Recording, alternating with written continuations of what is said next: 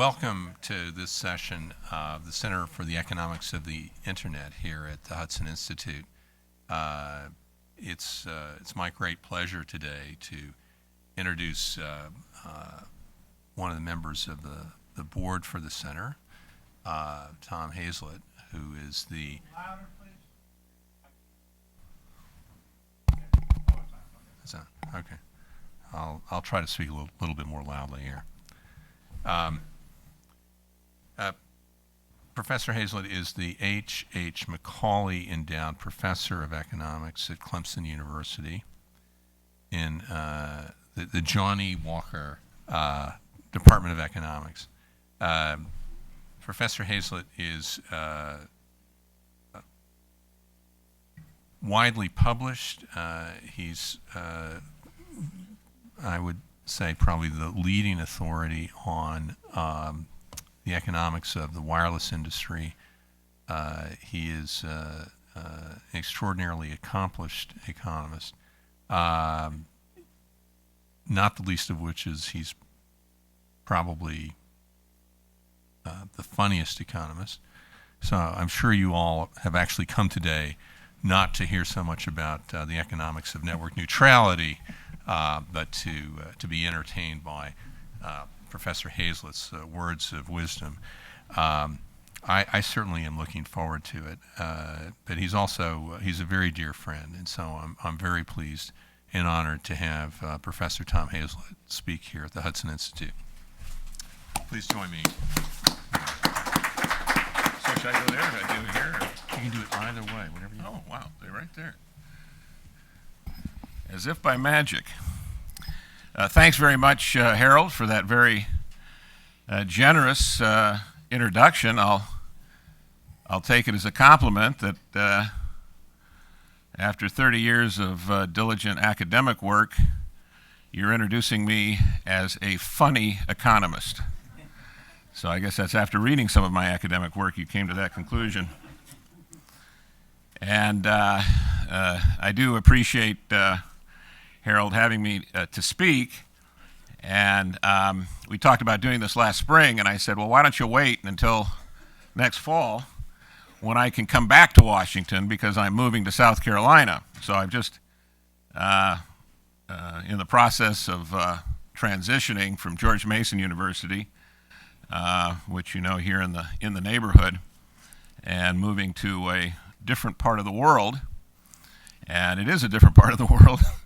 And so we're just getting adjusted. One of the things, however, that's easy about this transition, I actually grew up in Los Angeles, and I grew up in a UCLA household. Both of my parents were UCLA graduates.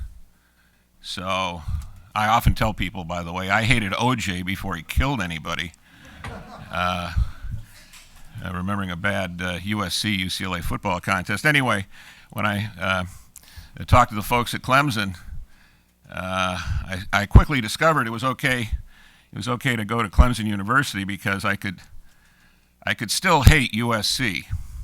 So Harold gets that. Harold grew up in Columbia, South Carolina, where there's another USC. The real U.S. So apparently about 1998, maybe as late as 2004, there was secret legislation passed in Washington that required any organization or regulatory agency dealing with telecommunications to reserve 50% or more of its capacity for discussion of network neutrality. Now, I'm going to get to the bottom of it and see where that actual rule came from, but here we are talking about network neutrality. It's been on the agenda for quite some time. In a previous life, it was actually known as open access, and this does date to the late 1990s, policy that was not enacted, and the market was sort of left to run. So I want to start today by going back to some basics and answering a very simple question: what is network neutrality? Do I have that? Which way am I pointing? Right here? This goes forward, I think. I got it. Wireless is amazing, isn't it? So what is network neutrality? I'm going to offer you two answers to this question. I'm going to give you the Washington answer, and then I'm going to give you the real world answer. Okay, so that's the Washington answer. And we have network neutrality rules that were crafted in late 2010. And these rules were set aside by a court within the last year. And so we're again without network neutrality rules. But from this FCC proceeding, we have some kind of a very specific idea of what rules would look like under network neutrality. We had the regulatory agency define that. And there are three basic types of rules, and they all apply to broadband ISPs. What's a broadband ISP? Well, it's sometimes called a last mile internet service provider. So that's the one that connects you or your business to the internet, to all those other networks out there. And you generally pay a subscription fee to that business. And these would be businesses like Comcast or Verizon or AT&T or RCN, or even a wireless provider like T-Mobile that now takes you wirelessly to websites around the globe. So the first, there are basically three rules that came out of that proceeding, and I'm sorry if I'm going slow for those of you who are expert on this topic. But the first was a rule about disclosure, that these broadband ISPs that are taking your subscription money have to be transparent according to certain rules, and to be worked out over time as these regulatory mandates go. But they have to tell you exactly how your subscription works, how much access, how much bandwidth, and so forth, and not do things to you in terms of limiting your access that you're not aware of when you subscribe. Now, the disclosure rules, I'll say right off the bat, are the least controversial of anything here. There's certainly regulatory institutions in place through not just the FCC, but particularly the Federal Trade Commission, that commonly police such economic activity and look at disclosure rules. And many people thought, prior to the rules coming out, December 23, 2010, that the FCC would sort of take the easy path, focus on disclosure rules, and then avoid the next two rules that it crafted, but that was, of course, incorrect. And the second rule is the non-discrimination rule. Sometimes people call it the bits are bits rule, and that is that in general, the broadband ISP has to treat all the traffic alike. And of course, this is to address this fear that a broadband ISP will favor certain traffic that it may have a financial interest in and make it easy for its customers to get, say, a movie service that it owns, but make it difficult for the customer to subscribe to an independent service that has not gone through the broadband ISP gateway. Okay, so this is the non-discrimination rule. All the traffic has to be treated basically the same. And then there's a no blocking rule, so that the ISP cannot limit the sorts of devices you use to access the internet. And the last two rules, that seems to be what people mean by network neutrality. The disclosure rule is thrown in and was involved in this proceeding, but it really is separate. It's a disclosure rule. It's a very generic type of regulation. As I say, it generally is not even done by the FCC, but by other agencies. Now, having said that that's what it's like in Washington, here's the real world answer. That's my backyard in South Carolina. I put that up there because I think some of my friends in Washington think I was thrown out of the city, and I've now been exiled to a part of the world that they are unfamiliar with but slightly fearful of. And so that is anyway. There's a remodel going on. We didn't want to just have the normal amount of chaos with the move. We wanted to remodel immediately after we got there, so you can see some 2x4s sort of slung around the backyard.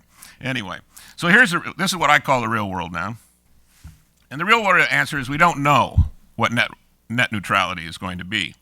And that's because no set of rules can get by without allowing reasonable network management. And certainly the FCC rules had that proviso in there. And they also had some differentiation between fixed networks and wireless networks. It's perfectly clear that mobile networks have very significant capacity constraints that in general are tighter than the fixed networks. And so the idea that they might want to manage traffic to make the user experience better is crystal clear. Now, it should be crystal clear for the fixed networks, but it's even more crystal clear, better crystal, in the case of wireless networks. Anyway, all reasonable people, and everybody in this debate, including the FCC and the policymakers there, they understand that there has to be reasonable network management. You can't let everything through the network if you're an ISP. And I'll just, in some cases, use examples from, for example, universities. Universities run their local area networks. And the local area networks, of course, pretty big in some cases with many thousands of users. But the IT departments that run those networks, they do a lot of traffic management.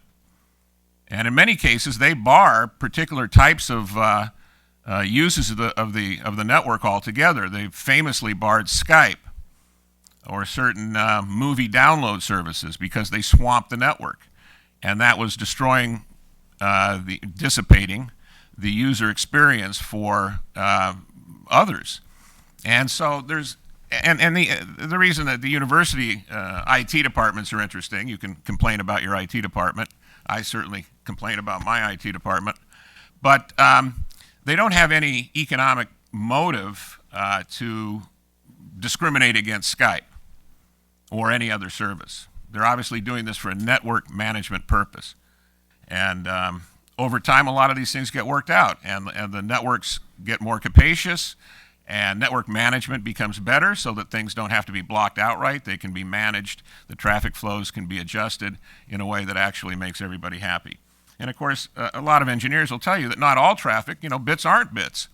If there is some kind of email service that is a few seconds late, it really is not noticeable to the user given the service.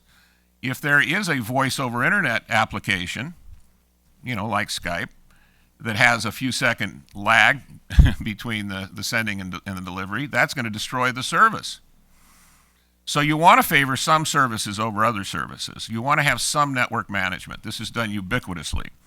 So because you have this very, I'm an economist, so I'll call it pro-efficiency rationale for treating bits differently, for managing different traffic flows, you have a lot of discretion, and you have to have a lot of discretion in the rules. And so that's why I say we really don't know how they would come out, given the fact that this network management function is necessary, and being necessary is presumptively legal, even if the FCC had not put that language explicitly in those rules in 2010, that reasonable network management was to be allowed. Now here's the underlying fact, that the network of networks, as we sometimes call the internet, is not neutral.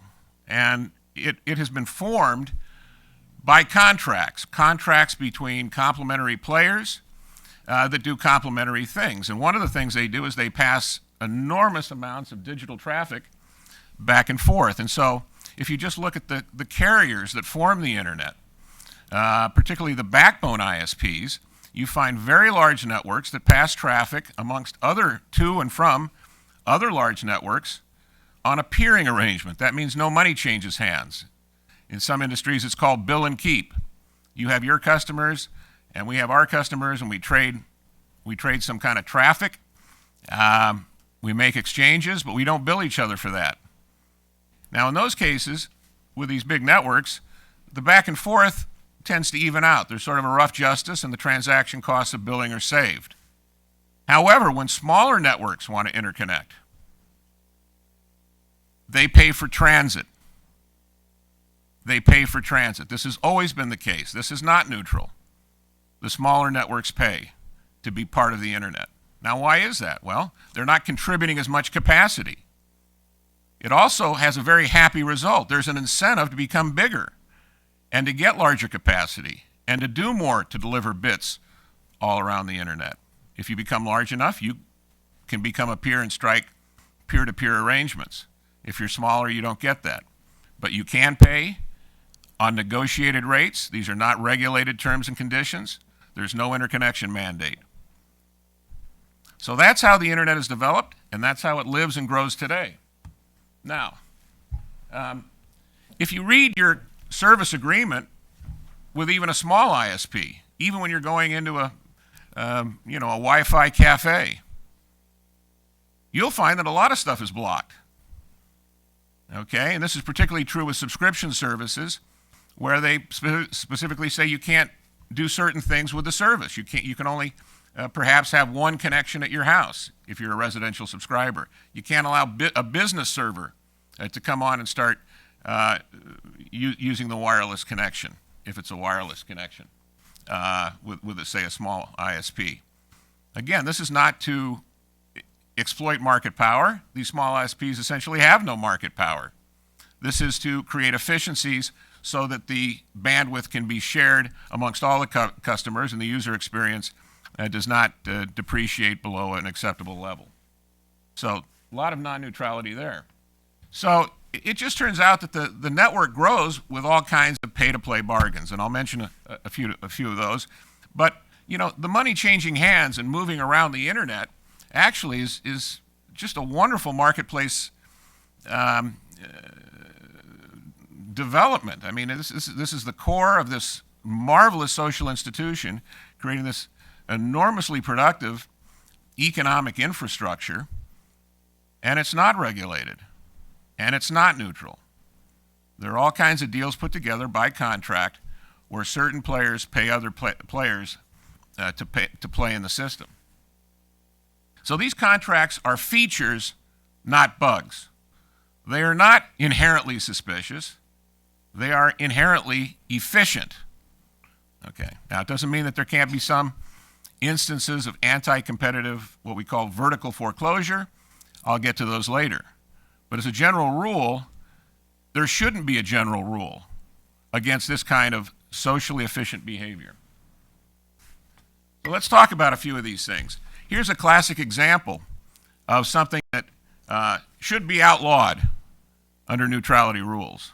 The AOL Wall Garden of the 1990s. And many of you remember this. In the 1990s, AOL was, the early 90s, they were an up-and-coming ISP in the old dial-up world, and they became the world's largest ISP, a firm with market power by the year 2000. What happened during the 1990s? Well, AOL developed a walled garden. It gave customers to its service, it paid approximately $20 a month. It allowed those customers to go to its content providers. And to be in the garden, to be a content provider that was in, you had to be approved by AOL. And AOL owned a lot of that content. It paid for other parts of the content, but it created a user experience that was interesting. Now, on the other side of that, it gave AOL a product to sell and enormous incentives for investment in marketing. Who marketed the internet? Well, in the year 1996, this is from memory, from a biography, a nice biography of the company AOL, there were 250 million AOL sign-up disks distributed. Essentially, one for every man, woman, and child in the United States. Okay, you couldn't go into a supermarket or a radio. There used to be record shops, by the way, in the 90s. I don't know if you remember that. And every time you bought a record, they put in an AOL disc, a sign-up disc. But in supermarkets in a lot of places, right, distributed everywhere.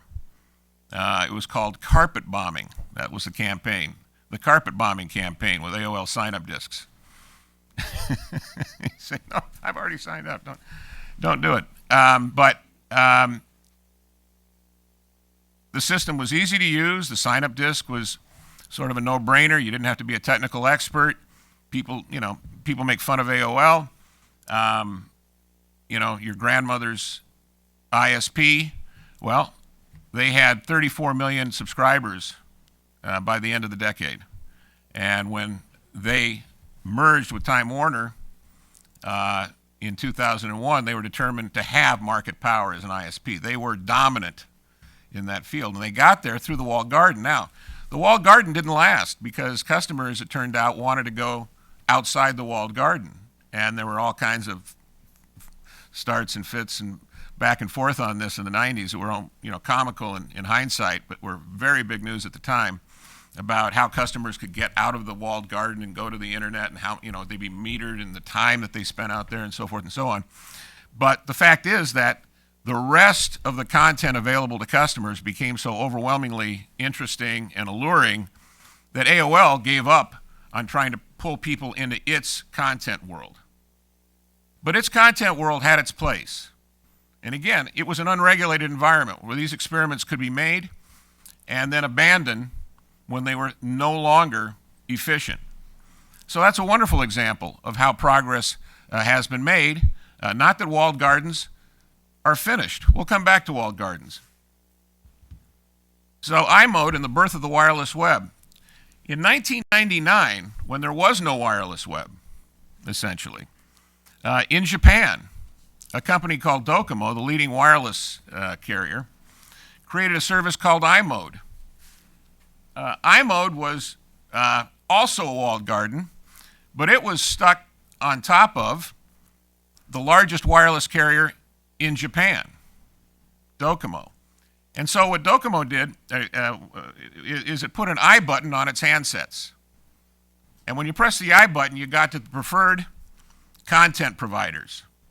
And you could very easily go to their websites, and this was in a slow 2G world. This was not 3G broadband. This was actually pre-broadband. It was a very controlled, managed system where content providers would be selected by the carrier, the ISP, Docomo, and if they complied with certain rules, they couldn't use up a lot of bandwidth. Their prices had to be reasonable for the services they were selling to customers, because Docomo didn't want their customers to get sticker shock. And if they played by Docomo's rules, they got into the preferred walled garden, iMode. And the purchases were easy. By the way, all the purchases were done through Docomo. Docomo took 9% off the top, where we'll add it to the customer's phone bill. And to the content providers, the so-called edge innovators, if they didn't like it, they didn't have to be there. They could stay outside the walled garden. In fact, the vendors loved it. The edge providers loved iMode because it was a very easy platform to get into. If they had good content, of course Docomo wanted to put them in the garden. And Docomo took care of the billing, which was always a problem for some of these smaller providers. And they got a mass audience.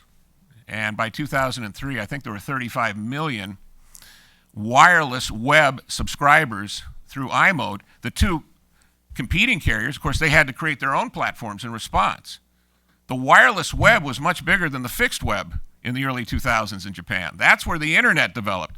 There were almost no internet subscribers in Japan in 1999 when the wireless web sprang. Okay, this was not neutral. This violates every net neutrality rule you could imagine, except perhaps for disclosure rules, because the disclosure was good, and the customers did flock to it. One of the interesting things is that Google is an example of an upstart provider that could be hurt by ISPs making bad decisions, anti-consumer decisions about which providers they want to favor. But it turns out that Google was, as an edge provider, faced in an unregulated environment, no net neutrality rules. It was faced with ISPs that could make preferential decisions about what to offer their customers. And if you read more than one of the many biographies, some of them excellent, about Google, David Weiss's book and Ken Aletta's book say essentially the same thing. The most important and riskiest business decision ever taken by Google was 2002, before Google went public, when they didn't have a lot of cash. They made a decision to pay a lot of the cash they had and a percentage of their Google search sales revenue to AOL, the world's leading ISP, for the default search engine position on the AOL startup page. Okay, so that's a dominant ISP favoring content provider that pays. That has to be a textbook violation of net neutrality. Now, I should say that at the time there was an internal, this is the fascinating part of the story, there was this internal discussion at Google, and the two young founders went up against the adult supervision, Eric Schmidt, that come in to be CEO and run a real company. He said, we don't have the money for this, it's too risky, we can't make this play. The two young bucks said, thanks, Pops, 2-1, we're going to do it. And of course, they were right. The next day, when this went up, they were on 34 million startup pages as the default search engine, and they were off from there. It was a wonderful transaction to bring an edge provider, a startup, without a lot of capital, into prime time ISP startup page. And that, by all accounts I've read, was a superb deal for Google. Now, AOL, I don't know what they're doing these days, but Google did well with it. And the ISP, having all this market power it's going to use for preferential deals, if you look at actually what happens in these situations, and by the way, it's very routine that search engines or other applications pay to be included on startup pages. And this is the way a lot of these these vendors, these software developers get paid. But when you see how these deals are actually made and what they actually result in, they tend strongly towards efficiency, not towards foreclosure of beneficial products. So another example is just this. You know, Harold worked on the Telecommunications Act in 1996, and I haven't even asked him this, but if I asked what was the number one objective of that act, I would bet $5 that Harold would say to promote head-to-head fixed-line telephone competition. Do I win my 5? Yeah. Okay, give me my 5. So for a long time, that's what we tried to do. And how did we get there? Well, we're there today. There's over 100 million households that have 2 lines coming in, and you can subscribe on either one. And many of you have what's called digital phone service from your cable operator. And the way you get digital phone service is the cable operator provides a cable modem service. You know about that, broadband ISP. You know, that's Comcast or Charter or Time Warner Cable. And they also provide a telephone service. And the telephone service uses the digital bandwidth for that cable modem service, only it gets its reserved section. The traffic on the digital phone service for the cable operator competing with the telephone operator means that service takes priority over, say, a Skype phone call over the same cable modem network. Okay, so these other applications for voice over internet, they don't get access to what the cable operator does. Now, this is a great example of non-neutrality. And again, another great example of efficiency. We got competition that way. We knocked down the number one monopoly in the telecommunications sector by having these cable operators use that advantage. against the incumbent as the entrant. You want to say that's not efficient? You can make the argument's being made in the net neutrality debate that that is not efficient. I think it's a very weak argument. I think it's a stellar example of creating competitive outcomes, more competitive than we had before. And for you young people, I'll explain what fixed line telephony is after the talk. Now, Apple, we're familiar with Apple. It's a company in Cupertino, California. And it broke into the wireless space in 2007 when Walter Erickson wrote his book about the late Stephen Jobs in 2011. There's an interesting line in the book. It says, Apple had become dominant in wireless.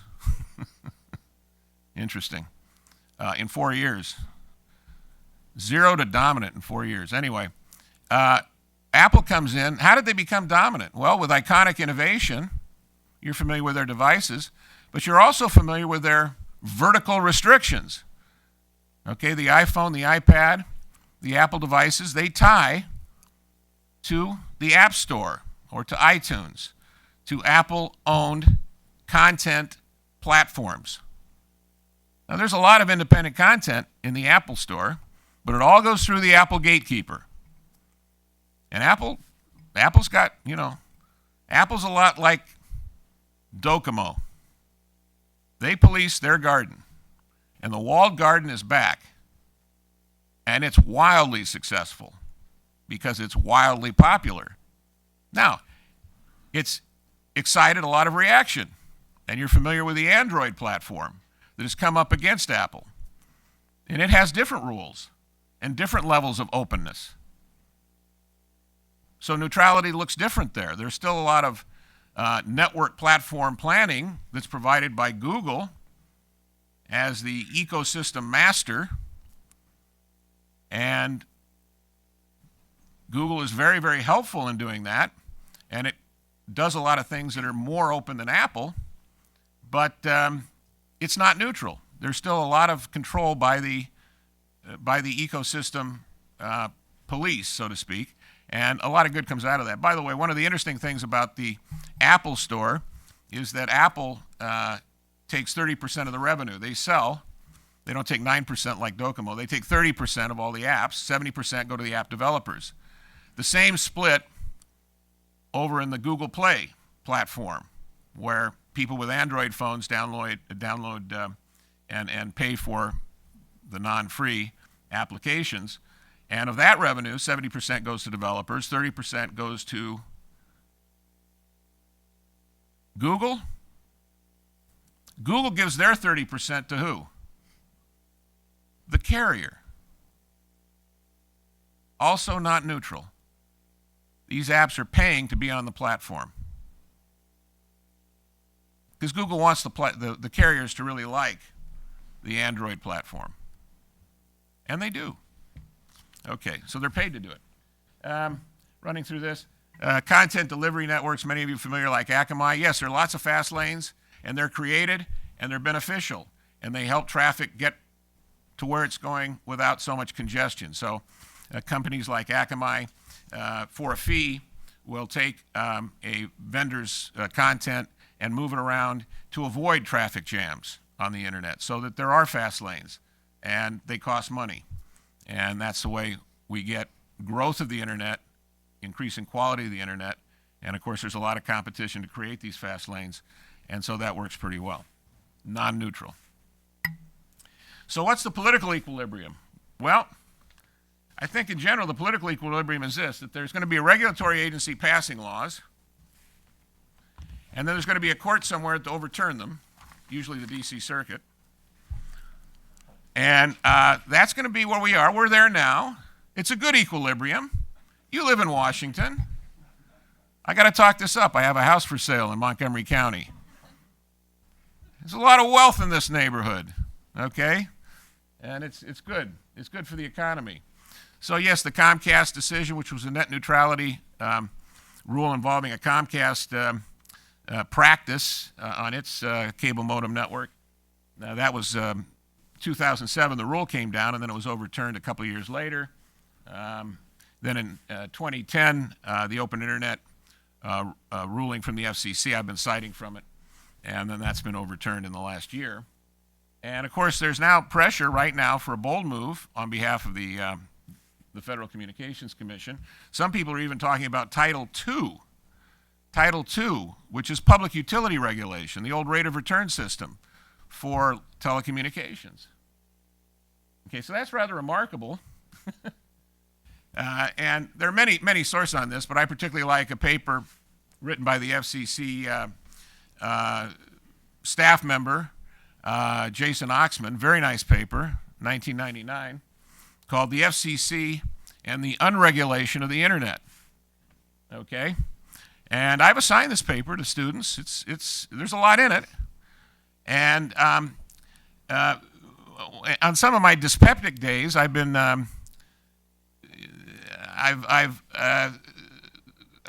couldn't help myself from noting the irony of a regulatory agency producing a paper that says the following: this great new social innovation, the internet, was only possible because we didn't destroy it, and taking credit for all the things they didn't do that would have been wrong. I have noted that. Now, the fact is, at least in Washington, okay, there are these margins, and one FCC is not equivalent to the next FCC. And yes, there actually is a story here, going back to the 1960s, where FCCs got better, and through the computer rulings and some of the other things that they've done, and the 96 Telecommunications Act, obviously Congress stepping in, but, in fits and starts, it's not, it's the dialectic, 2 steps forward, 1 step back. But there has been this general understanding that enhanced services have to be deregulated. Basic services, you can regulate those and you won't hurt too much because we know what those are and they don't move much, and they're just fine sitting there the way they are.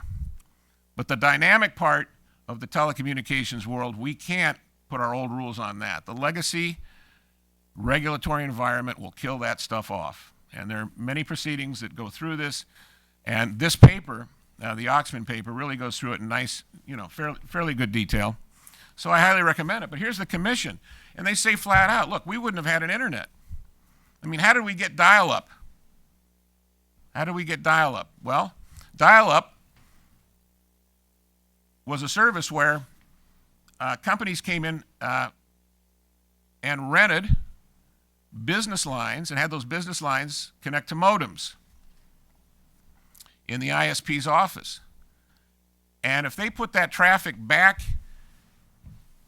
into the phone system after it was scrambled up and made into an IP signal rather than a telephone communications, under the old rules, the Title II rules, they would have had to pay per minute charges, access fees, to get back in the network.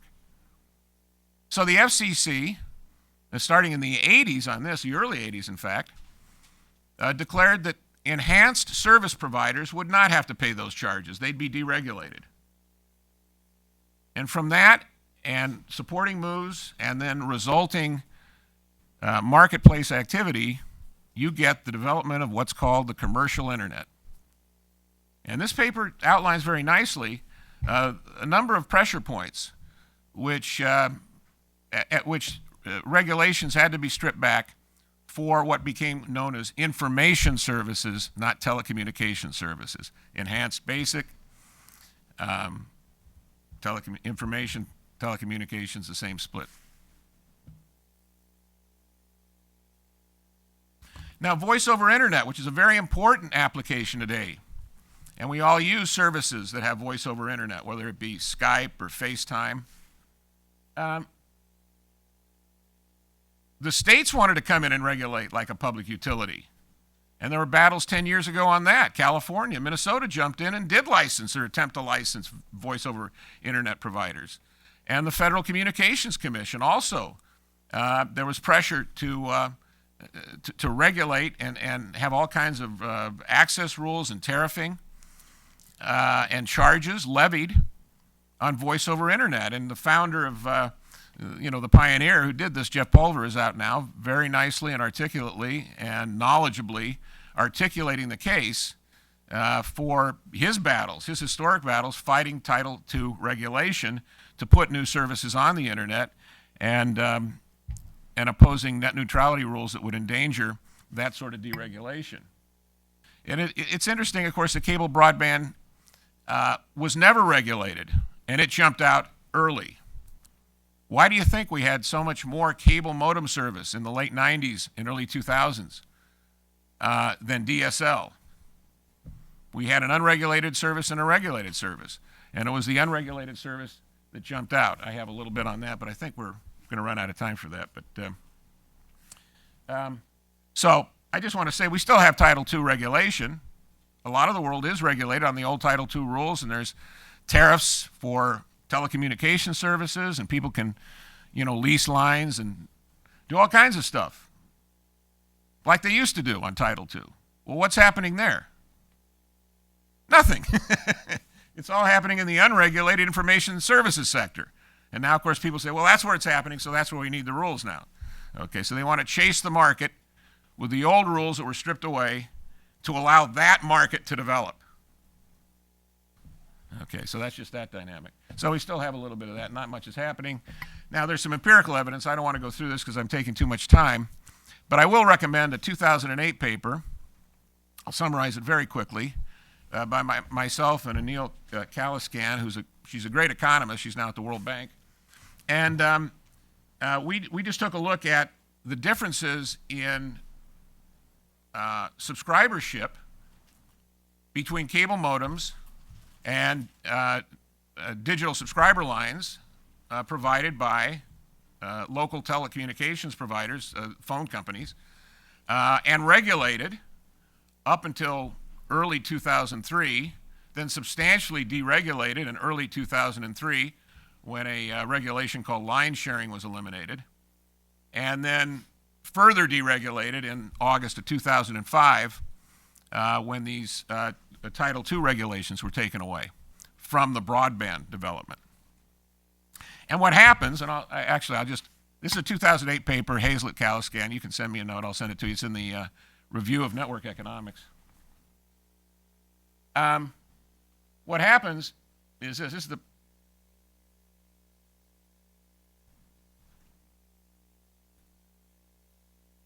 here it is. So this is really the payoff chart. The big deregulation happens in early 2003. These are quarterly data. The black are U.S. cable modem subscribers. The vertical line is where this deregulation takes place, early 2003. The data are quarterly. You can see that going up,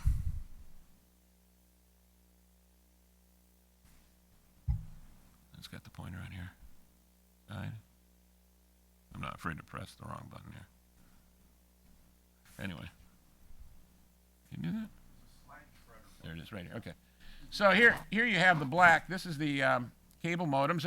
They get out to a big lead in an unregulated environment over DSL. This is 0, so that's almost a 2-to-1 lead here.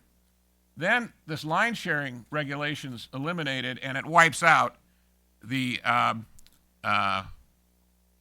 so-called competitive local exchange carriers that were using the phone company lines. And the phone companies themselves have stronger incentives, apparently, to build out DSL. And what happens is they have much stronger incentives. If you just extrapolate this trend for DSL subscribership, you would come to about 15 million households served by the end of 2006. Okay? What happens is there's a very large kick up in trend. We end up at about 25 million. Okay?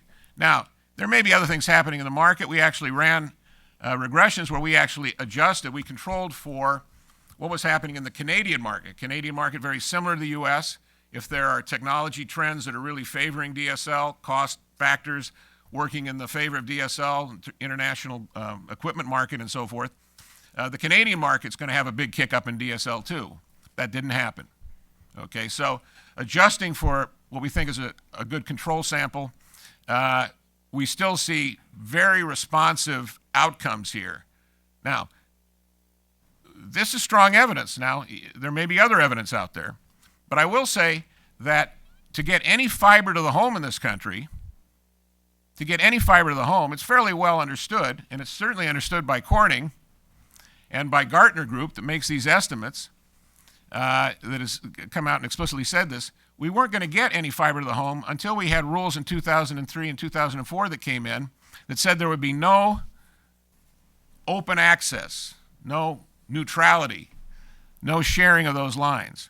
So it turns out that when we get rules that don't regulate, we're getting a lot more. So, okay. So, what else do we want to say here? What else do we have time for? I should be wrapping up. Yeah. No, you have time. Okay. I'll just do this. It'll just take a couple of minutes. Now, I said before, we don't know how net neutrality rules would work. We really don't. I don't know what's coming from the FCC, if anything. And there are people in this room who I'm sure could inform me and give me some good projections. But we know how it did work. We have a little bit of an idea in the window in which those 2010 rules were out there. There were complaints filed. And the first complaint is very illustrative, I believe, of how rules might work and the problems the regulator, any regulator, will have in pursuing them. Okay. The first complaint filed was not against Verizon, not against Comcast. It was against MetroPCS. Okay, the fifth largest U.S. mobile provider, 8 million subscribers, less than 10% the size of Verizon. And what did MetroPCS do? Oh, by the way, this was not a random complaint. There's actually language in the order that points out, cites specifically to MetroPCS's pricing practices as an example of non-neutral behavior that's suspicious and potentially anti-competitive. So this complaint was in essence invited by the regulator. That's why it was first, I suppose. So here's the violation. Here's the asserted violation of neutrality. MetroPCS charges less than a lot of companies for wireless service. And this is an ad from late 2010, early 2011. And at the time of the complaint. And so what they did is they had a couple of different offerings. One is this $60 a month, all you can eat, everything on a 4G system. Okay? Now, over here are some smaller prices. And look at this one, $40 a month per month. I don't know if you can read this little fuzzy. Web access at 4G speeds and unlimited YouTube. Not unlimited web access. And in fact, the $40 offer was on a 2G network. Okay? You got some access to 4G, or what they call 4G speeds, but this was delivered on a 2G network, 2.5G network, they might call it. On that network, there could not be video streaming. It would just clog the system. So you couldn't use it for a lot of things. And you couldn't use it, by the way, for peer-to-peer applications like Skype. So some things were blocked. But what happened was YouTube is popular. YouTube is popular with people who want to spend $40 a month for voice, text, and data. They're called young people. Okay. You've seen them. Okay. I have daughters 14 and 16, so I know the enemy. Okay. Oops. So here we are. These customers like YouTube. So what MetroPCS does, it goes to Google, the owner of YouTube, and says, look, we'd like to give access to YouTube to our customers. But on this 2G network, just does not work. By the way, the $60 a month customers, they can get YouTube all they want. They don't need any special favors. They can get anything else they want. They can go to Hulu. They can go to Netflix. Now, these guys, at $40 a month, they're limited in bandwidth. And so the deal is that MetroPCS says to Google, we want to figure out something here, a compression technique or some trick, some caching, whatever you got for us.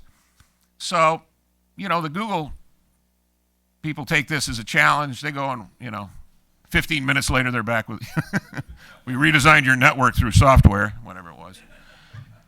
Yeah, we've got something. Here, do this. They wanted, of course, these customers to get to YouTube. That's their property. And, of course, MetroPCS wanted their customers to be able to get to YouTube because they wanted to sell more subscriptions. MetroPCS has no interest in Google that I know of, and they've publicly claimed they have none. And they're not under contract. They're not being paid by Google for this. Now, that's the violation. It's YouTube and not Hulu or Netflix or other video sites. You can't stream the other stuff.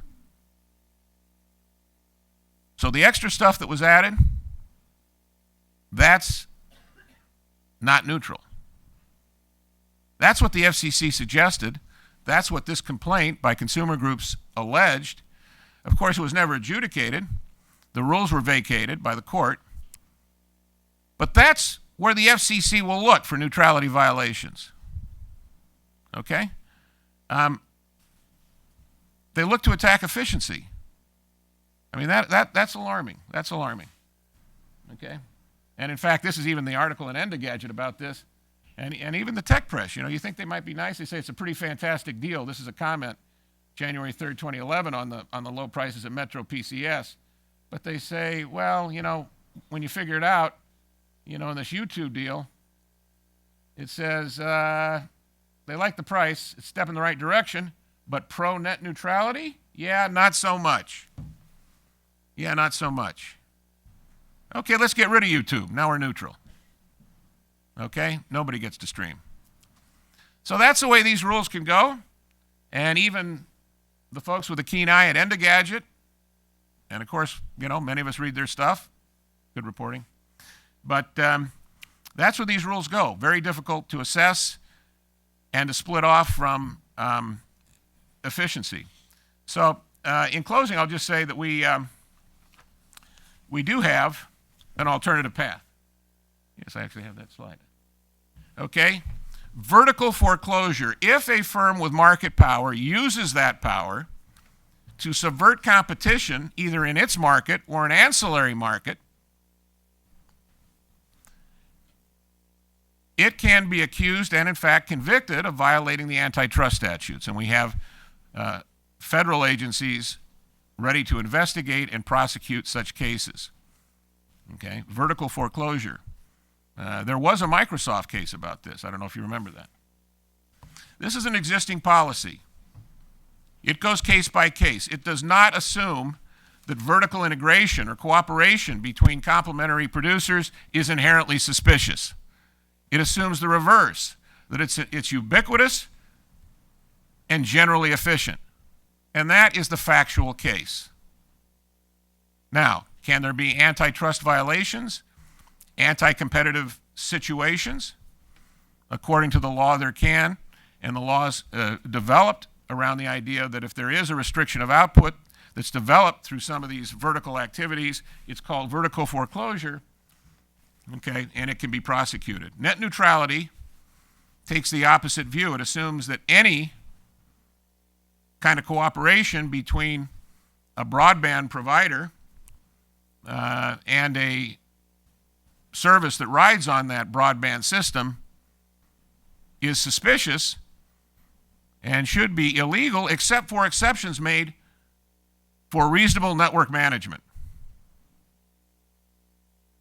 So the law comes from a different point, and if you're an attorney, you'll say, well, that's the difference between a rule of reason, which is the antitrust rule, and the per se rule, which is the net neutrality rule. These kinds of discriminations, as the law under the FCC calls it, are per se illegal. Okay. Now, of course, there has to be a carve-out for reasonable network management. I say that's going to have to be a pretty big carve-out. Okay. So I believe it's folly to take this reverse position from the antitrust law and to assume that these vertical cooperation instances are endemic and anti-competitive. Okay. And I believe it's destructive of the internet. So that's it. Thank you, and I appreciate you being so patient. I'm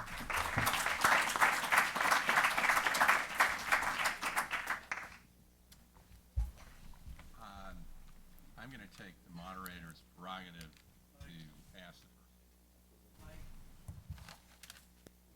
We'll figure out this technology one of these years, Tom.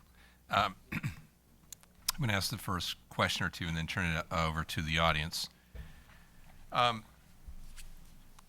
I've always been struck by the lack of an avalanche of complaints during the period of time when the network neutrality rules were in place. And in all of the, it's also interesting that the advocacy on network neutrality is always forward-looking and hypothetical. It's never retrospective and sort of saying, we need network neutrality rules to stop the MetroPCSs of the world, or the AOL Wall Gardens or the like. In fact, are you familiar with a wide range of existing business arrangements that draw the ire of the network neutrality advocates? Well, no, as you pose it as a net neutrality violation, there is a lot of controversy, of course, just about traffic flows, and there is a changing. I mean, one of the great things about the structure of this marketplace is that it evolves, and new rules come in, new business deals come in. The content delivery networks have come in to sort of reshape how vendors of content can get fast delivery to customers. And, as I say, that's paying for fast lanes, but the fast lanes get built. But there's a lot of change going on now. It has been going on for some year. And David Clark, sometimes called one of the fathers of the internet, up at MIT, has been writing papers on this for a long time. The large eyeball networks, he calls them large eyeball networks, are the residential broadband systems. And they're pretty expensive to run those lines from house to house. I don't know how Fios does it. I don't know how Fios got to our house in Montgomery County. But it's I do know how. They threw a lot of shareholder money at it. That's how they did it. And running those very high capacity lines to the customer turns out to be a pretty costly thing. The content distributors, they build themselves around internet nodes, and they don't, they can dump. They always get these high speed connections that are pretty reasonable. Anyway, those are called the content networks. They want to get their content to the eyeball networks. And Clark has been documenting for some time that the flow of funds will logically shift towards those large eyeball networks. Yes, subscribers do pay. The eyeball subscribers do pay to get access. And some people think, well, as long as you pay, you should get everything. Well, there's no economic logic to that. There's also a big benefit in those networks being expanded, capacities being increased, and so the content networks are paying for that. But they've been paying for a long time. They pay through the content delivery networks. They pay directly through these, transit agreements. There's been this highly publicized deal between Netflix and Comcast.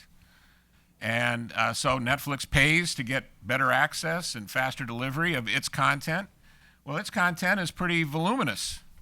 And, these video is,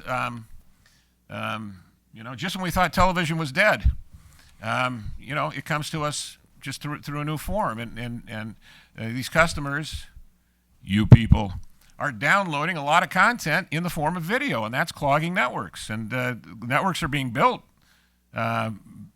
bigger and larger to do it. But the conflict now is over these fees and the changing nature of the fees within the internet structure. So certainly there's a lot of complaint about the fact that, the content networks are paying the eyeball networks. And apparently that's thought to be non-neutral and a potential violation. I think that's the argument. Of course, if the commission or any regulator stepped in to try to stop it, that would stop the investment in the eyeball networks that the content networks want and even want to pay for if push comes to shove. Okay, so I don't know what can be done about it in terms of an actual regulatory policy and outcome.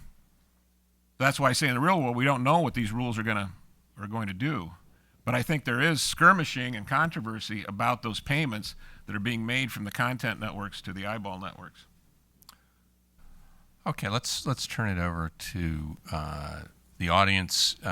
Please identify yourself before you ask your question.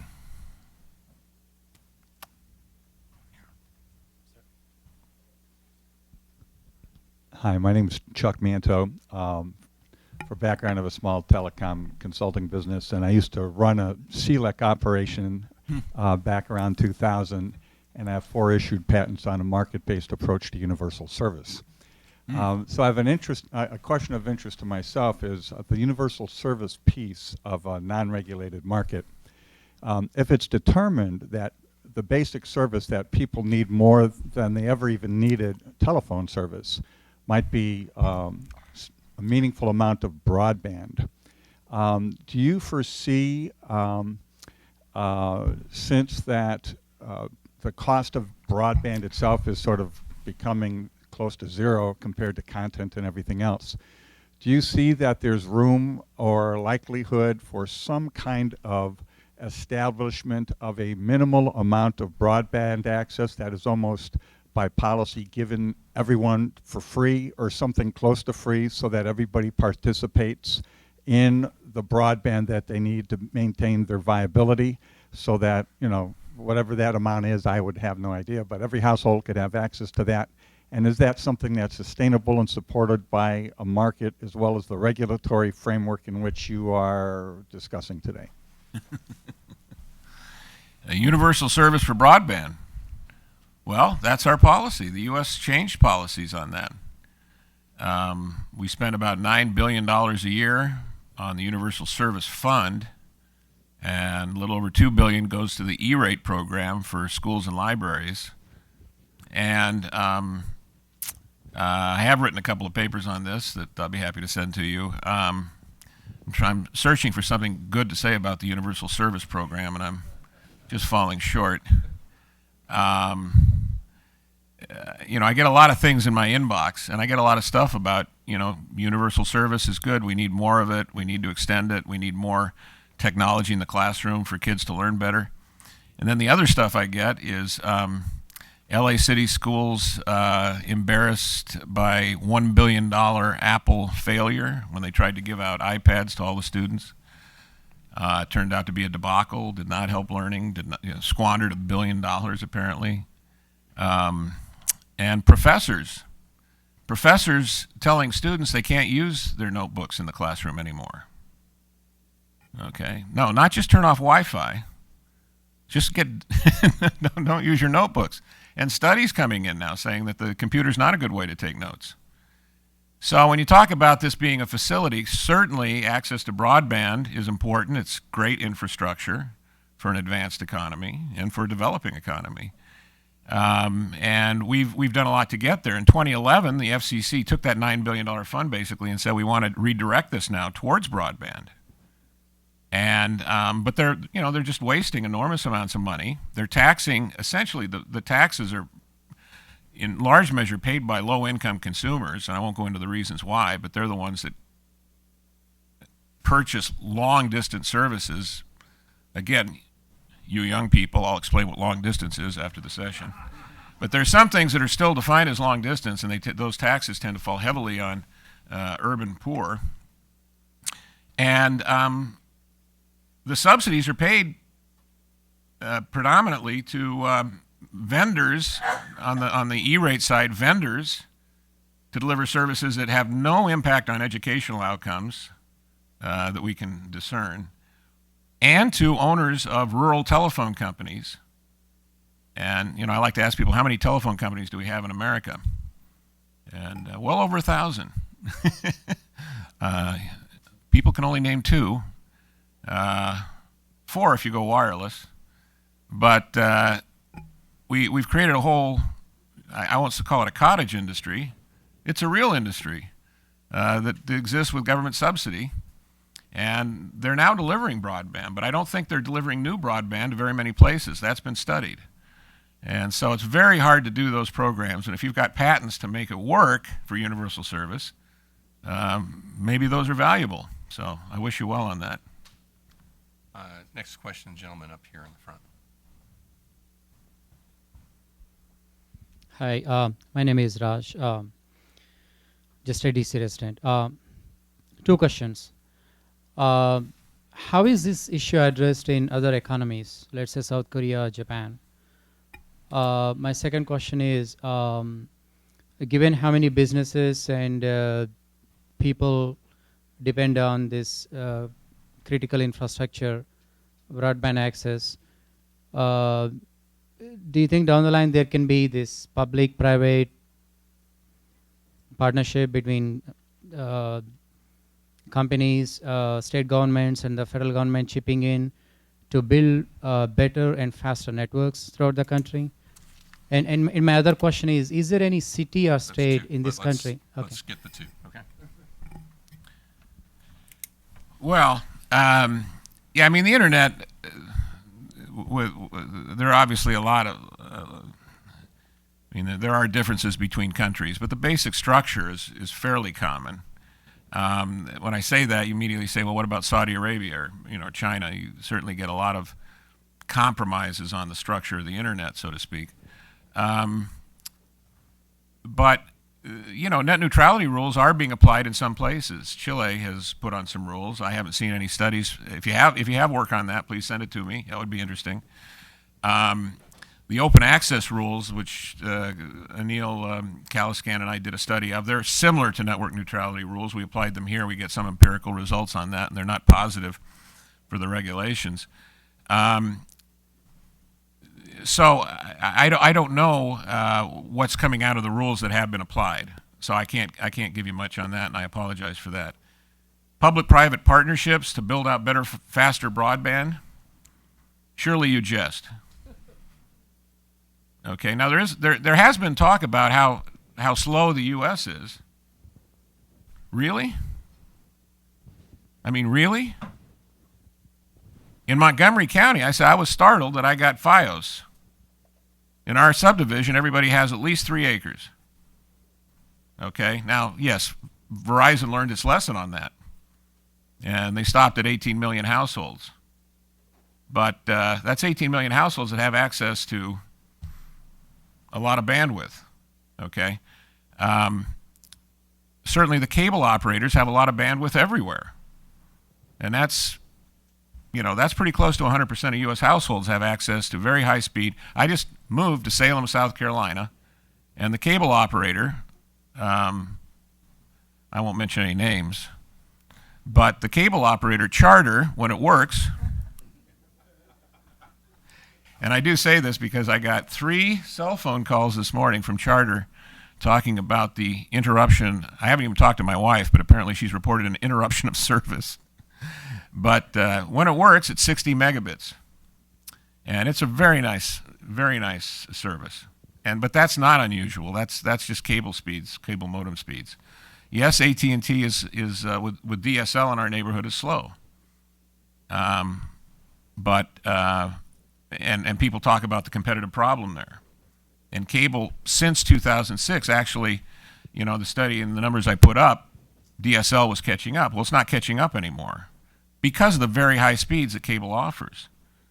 And so we have, through DOCSIS 3, the latest and greatest cable modem service, we really have the country covered with 100 megabits a second, or close. And, there are other certain, fiber to the home services that are out there. But there aren't many countries that have a better experience with high-speed broadband. I mean, you get a lot of talk about Japan and Korea. Korea's done very well, no question. And they've had a very competitive system as well. People talk about subsidies. I think it's the competition between the carriers. And they have had competition from day one. And they have a lot of density, which helps them as well. Japan has put maybe some public subsidies in through NTT.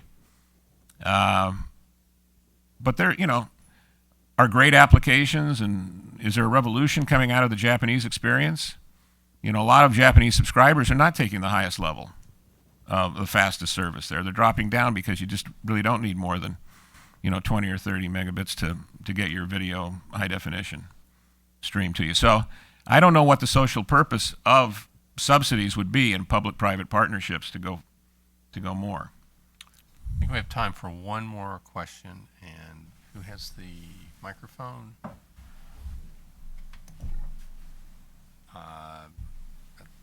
The gentleman over here in the front.